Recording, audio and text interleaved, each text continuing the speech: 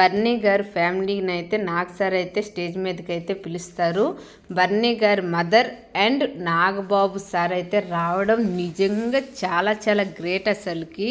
అదేవిధంగా ఈరోజు బర్నీ గారు గెలిచారు అని ఎందుకు అనిపించిందంటే నాగబాబు సార్ రావడం నిజంగా చాలా గ్రేట్ అసలుకి.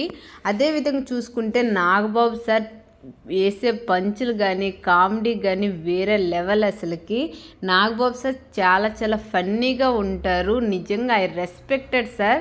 ఈరోజు బర్నీ గారికి వేసే డైలాగ్ కూడా సూపరు, బూస్టప్ కూడా ఇచ్చారు. ఇంత కోపం ఉన్న బర్నీ గారు గంగిగోవులా మారిపోతారని నేను అస్సలు ఊహించలేదు. ఇదేమైనా ఓవర్ యాక్టింగ్గా అని చాలా బాగా బూస్టప్ ఇచ్చి ఇకపై అరు అని రకంగా హింట్ ఇచ్చారు నాగబాబు సార్ అనిపించింది. అదేవిధంగా ప్రతి కంటెస్టెంట్ కూడా చాలా చాలా రెస్పెక్ట్ ఇచ్చి చాలా బాగా మాట్లాడి వెళ్ళారు. మదర్ గారు అయితే బర్నీ గారు మదర్ అయితే నిజంగా చాలా రెస్పెక్టెడ్ ఇవ్వాలి ప్రతి ఒక్కరు కూడా. ఆ ఏజ్లో కూడా కొడుకు కోసం రావడం నిజంగా వేరే లెవెల్.